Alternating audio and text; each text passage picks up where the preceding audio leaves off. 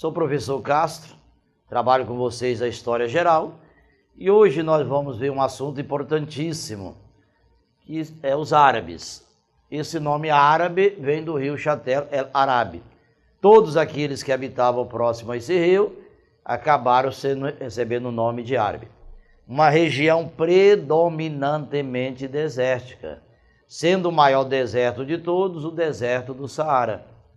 O único meio de transporte nessa região, principalmente naquele contexto, era através do camelo, já que o camelo é o animal mais resiste à falta d'água. Chega a ficar 6 meses sem tomar água e toma de uma vez só 42 litros de água. Então aí os árabes têm a sua história ligada à Península Arábica. E a história dos árabes é semelhante à nossa, nós dividimos antes e depois de Jesus. Eles dividem antes e depois de Maomé. Na verdade o nome é Mohammed, quer dizer aquele que será louvado. É o nome mais reproduzido do mundo, Mohammed, mas aportuguesamos e chamamos ele de Maomé. Qual a situação dos árabes antes de Maomé? Os árabes antes de Maomé eram divididos politicamente e religiosamente. Possuíam dezenas de deuses, aproximadamente 360 deuses. Um deus para cada dia do ano. Eles eram politeístas. Apesar dessa divisão política e religiosa, eles possuíam um ponto em comum, a Caaba, o local em que todas essas tribos iam para reverenciar o seu Deus.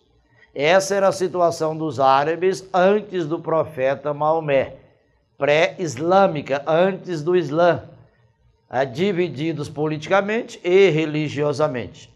Possuíam 360 deuses, praticamente um deus para cada dia do ano, porém possuíam um ponto em comum, que era a Caaba, o local em que todas as tribos iam para reverenciar o seu Deus. Maomé, ou Mohammed, era de uma família pobre, economicamente falando, mas pertencia a uma tribo poderosa militarmente, os Quraishitas, os guardiães da Caaba. Maomé virou caixeiro viajante e tinha um costume, determinados períodos do ano ele se isolava. Ficava numa caverna meditando sobre os mistérios da vida. Quem sou? Para onde vou? Qual a minha missão aqui na terra? Até que recebeu um dia a visita do arcanjo Gabriel. A religião islâmica não é original, é um secretismo religioso. Recebeu influência do judaísmo e recebeu influência do islamismo, do cristianismo. Esse Gabriel é o mesmo Gabriel que o cristianismo se refere a ele. Recebeu a visita do arcanjo Gabriel. E Gabriel teria dito: Maomé só tem um Deus chamado Alá. E Alá te escolheu para ser o seu mensageiro. Volte para a cidade e começa a pregar a crença em um único Deus. Maomé sai da caverna, retorna para Meca e começa a pregar a crença em um único Deus. Foi perseguido. E só não foi morto porque fugiu. Porque a fuga de Maomé, de Meca para Medina, de uma cidade para outra cidade, recebe o nome de Hégira. Já caiu em vestibulares. O que foi a Hégira? Fuga de Maomé de Meca para Medina, em 622 depois de Cristo. Outra perguntinha que poderia cair: qual a importância da Hégira para os muçulmanos? Assinala o início do calendário muçulmano. Que foi a Hégira? Fuga de Maomé de Meca para Medina. Por que fugiu? Porque a crença em um único Deus contrariava os poderosos de Meca. E sobrevivia do politeísmo, que todo dia tinha uma tribo na cidade para reverenciar o seu Deus. Chega Maomé e começa a pregar a crença em um único Deus. Foi perseguido, só não morreu porque fugiu. A fuga recebe o nome de Hégira. Fuga de Maomé de Meca para Medina em 622. Lá a importância é que assinala o início do calendário muçulmano, é o ano zero. O ano zero para nós é o nascimento de Cristo. A nossa cronologia é a cronologia cristã, baseia-se do nascimento de Jesus. E a cronologia muçulmana, o ano zero é a Hégira. Lá em Medina teve sucesso. Casou com uma rica viúva chamada Khadija e o sogro colocou à disposição dele um pequeno exército. Ele retorna para a cidade de Meca, derrota os poderosos de Meca e unifica os árabes através da religião, criando uma religião chamada de Islã, quer dizer submissão a Alá. Então aí qual a importância de Maomé? Ter unificado os árabes através da religião, criando uma religião chamada Islã, que é a religião que mais cresce no mundo, já superou o catolicismo, mas ainda não superou o cristianismo.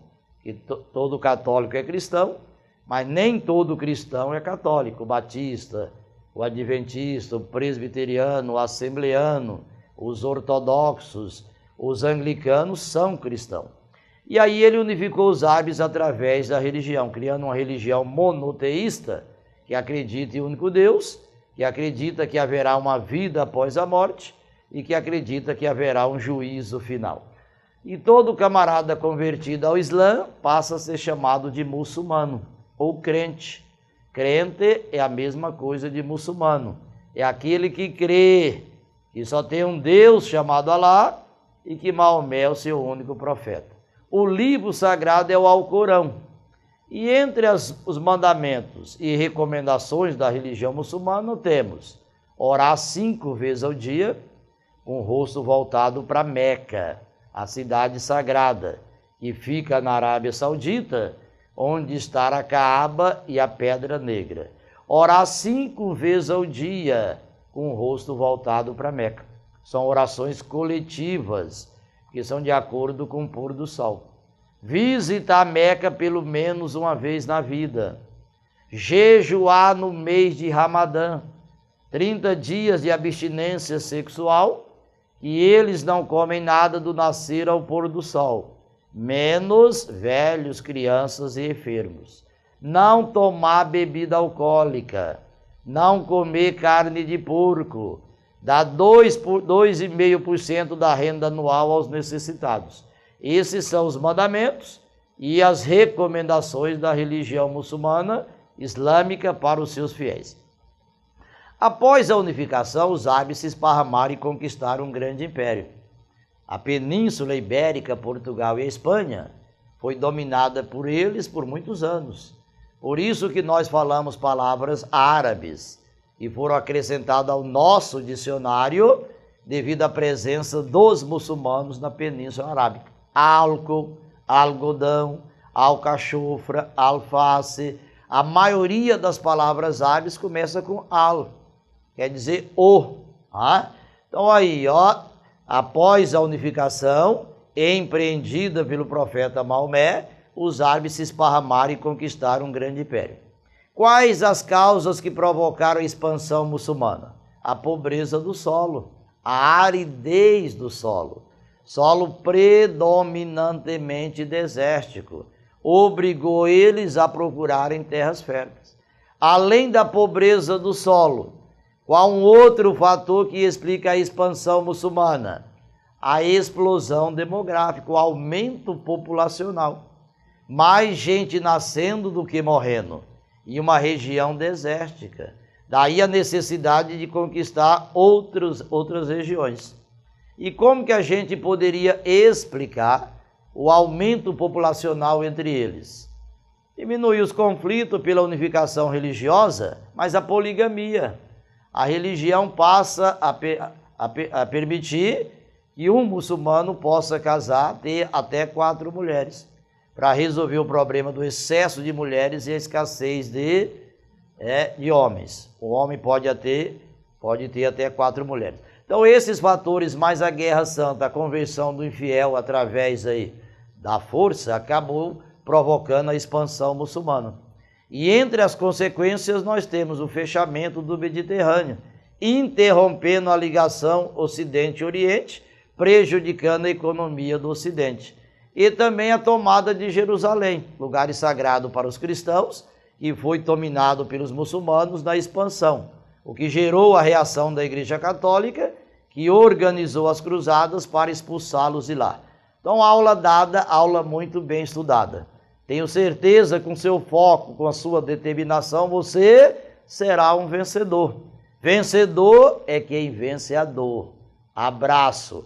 E aí, continua aí focado nos estudos.